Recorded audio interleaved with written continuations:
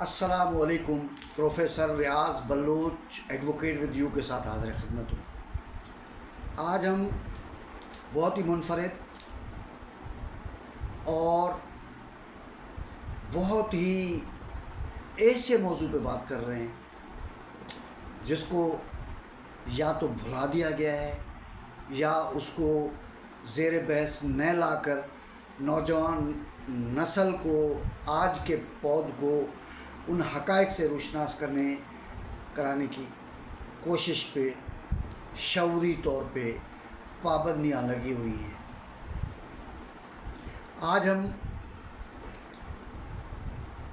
جب اپنے اس federal budget کو دیکھتے ہیں تو ہمیں دکھ ہوتا ہے، افسوس ہوتا ہے.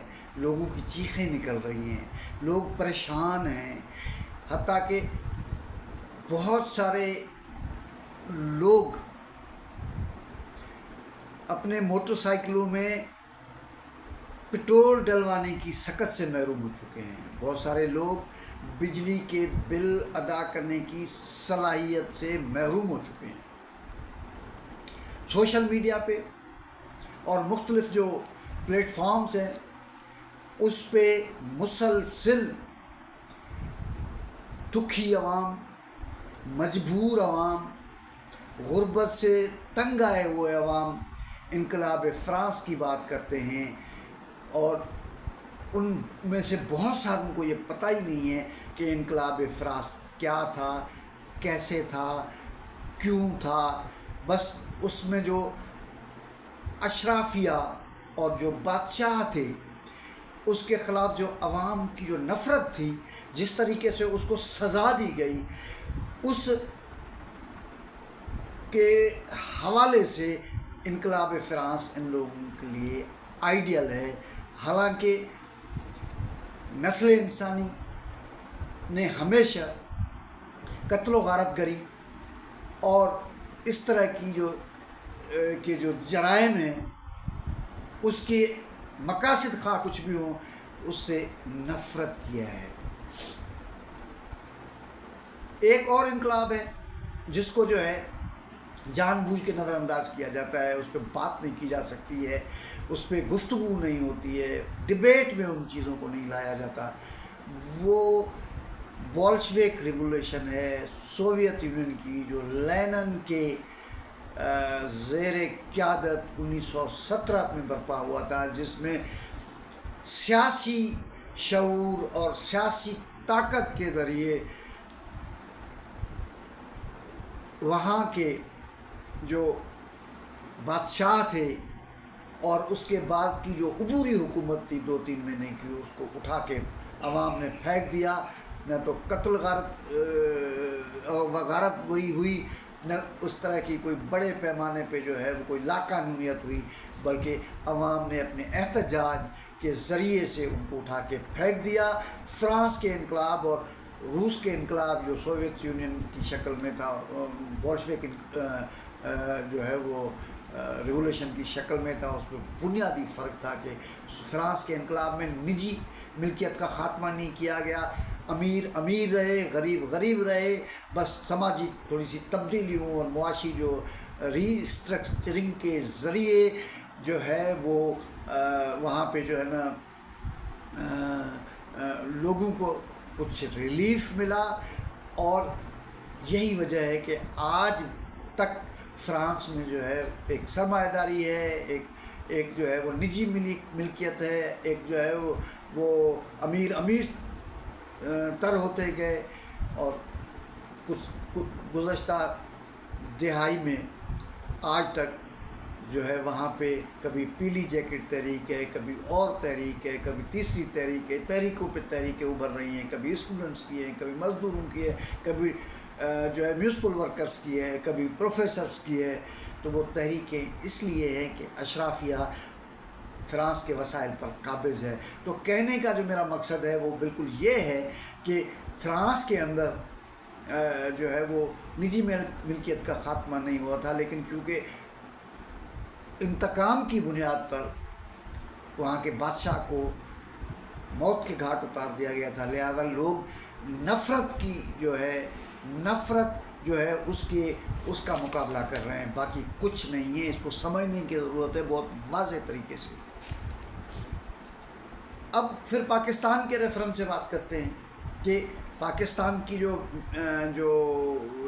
وفاقی حکومت ہے، کبھی چین کے پیچھے بھاگ رہی ہے، کبھی امریکہ کے پیچھے بھاگ رہی ہے، کبھی ورلڈ بینک کے پیچھے بھاگ رہی ہے، کبھی IMF کے پیچھے بھاگ رہی ہے، کبھی جو ہے وہ UAE اور سعودی عربیہ کے پیچھے بھاگ رہی ہے. وجہ کیا ہے؟ وجہ یہ ہے کہ یہ سارے جو یہ لوگ ہیں جو وفاقی حکومت کے اندر بیٹھے ہوئے ہیں، وہ محنت کشوں کو کچھ ڈیلیور کرنے کے لیے تیار نہیں ہیں، نوجوانوں کو ڈیلیور کرنے کے لیے تیار نہیں ہیں، کسانوں کو ڈیلیور کرنے کے لیے تیار نہیں ہیں. اور اس کا اظہار قومی اسمبلی کی ممبر پاکستان پیپلز پارٹی کی محترمہ آصفہ بھٹو زرداری نے نیشنل اسمبلی کے فلور پہ اپنے بجٹ اجلاس کے خطاب سے کیا. انہوں نے بہت زبردست طریقے سے نشاندہی کی چیزوں کی. لیکن گزارش یہ ہے کہ یہ ساری جو معیشت کا ایک بھونچال ہے، جو کرائسس پہ کرائسس چل رہے ہیں، اس کا حل نہ IMF کے پاس ہے، نہ ورلڈ بینک کے پاس ہے، نہ کسی اور کے پاس ہے. آپ کے پالیسیوں کے پاس ہے، آپ کے طریقہ کار کے پاس ہے. اور وہ پالیسیاں اور طریقہ کار کیا ہو سکتے ہیں، اس پہ یہ نہ تو بات کریں گے، نہ ان کے بس میں ہے یہ بات. اور خاص طور پہ جب ہم ایک سماجی انصاف پر مبنی پالیسیوں کی بات کرتے ہیں، تو پاکستان کے تناظر میں شہید ذوالفقار علی بھٹو کی جو حکومت ہے وہ زیر بحث ضرور آتا ہے. اور اس میں کیا ہوتا ہے، یعنی آپ کی ساری میڈیا، آپ کے سارے انٹلیکچوئل، سارے تو نہیں، بہت بڑی تعداد انٹلیکچوئلس کی، اور جو اکنامسٹ ہیں، جو پولیٹیشنز ہیں، ان کا بس ایک ہی بات ہے کہ جی وہ شہید ذوالفقار علی بھٹو کی جو حکومت تھی، اس نے جناب جو ہے وہ بالکل جو ہے وہ معیشت کا ستیہ ناش کر دیا تھا. اور 77 کی جو موومنٹ تھی قومی اتحاد کی، جو اسلامی جماعتوں کی، تو اس کی وجہ بھی بے روزگاری، بیکاری، غربت اور افلاس تھی. حالانکہ ایسی کوئی بات نہیں تھی. اس کے پیچھے تو خود ذوالفقار علی بھٹو کے گئے کہ وہ ڈالر تحریک تھی اور امریکہ کی اسپانسر تحریک تھی. اور اس کے بعد کے دنوں میں جس طرح سے معاملات آگے بڑھے تو یہ شہید ذوالفقار علی بھٹو کی بات درست ثابت ہوئی. لیکن میں ایک چیز کی نشاندہی کرنا چاہوں گا کہ جس طرح پروپیگنڈا کیا جا رہا ہے شہید ذوالفقار علی بھٹو کے حکومت کی جو معاشی کارکردگی ہے، اس پہ تھوڑی سی میں بات رکھنا چاہتا ہوں. اور اب آپ یہ جو اسٹیٹسٹکس ہے ہم نے جو ہے نا وہ مختلف ذرائع سے حاصل کی ہیں. اب اس میں کیا ہے، کہتے نہیں معیشت برباد ہو گئی تھی. اب 1974 میں شہید ذوالفقار علی بھٹو نے 13 میجر بینکس ہیں ان کو نیشنلائز کیا. 1971 سے 1976 تک 33% بینکوں اور مالیاتی اداروں کے اندر سرمایہ کاری ہوئی اور منافع ہوا. پھر بنیادی جو صنعتیں ہیں وہ 10 قومی ملکیت میں لی گئی، اور اس کے نتیجے میں یہ کہتے ہیں کہ تباہ ہو گیا تھا سب. لیکن 24% 1971 سے 1976 تک جو ہے صنعتی پیداوار میں اضافہ ہو گیا.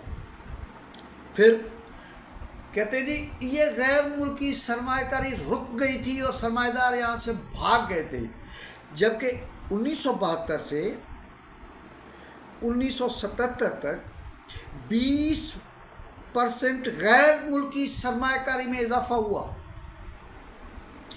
اسی طرح فصلوں کے پیداوار میں 20% इजाफा हुआ। 1.5 लाख एकड़ ज़मीन तकसीम की गई, उसका ये नतीजा था।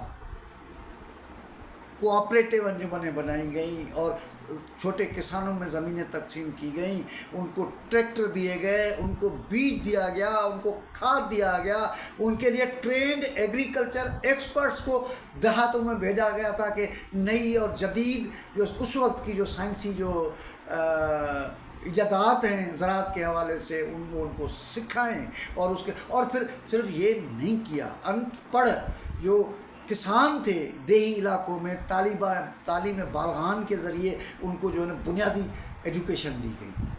तो ये हासिलात थी शहीद जुल्फ़िकार अली भुट्टो के हुकूमत के, जिसके बारे में ये कहा जाता है कि जी वो हुकूमत तो बिल्कुल ही जो है वो एक नाकाम हुकूमत थी और इसीलिए उसको ख़त्म होना पड़ गया। अगर आप न्यू लिबरल जो इकोनॉमी के जो आँख से देखोगे, आप जो है वो अगर अमरीकी जो साम्राज्य है उसके जो उसकी जो पॉलिसियाँ है उसकी आँख से देखोगे तो यकीनन वो आपको नाकाम हुकूमत नज़र आएगी। लेकिन पाकिस्तान के अवाम की आंख से देखोगे, पाकिस्तान के नौजवानों के आंख से देखोगे, पाकिस्तान के मेहनत कशों के आंख से देखोगे, पाकिस्तान की ख़वातीन के आंख से देखोगे और पाकिस्तान के मफाद के आंख से देखोगे तो वो एक बेहतरीन हुकूमत थी जिसने पाकिस्तान को डिलीवर किया। और उसके जाने के बाद आज तक जिन हालात से हम गुज़र रहे हैं वो सब जानते हैं। तो मैं ये समझता हूँ कि हमें हमारी जो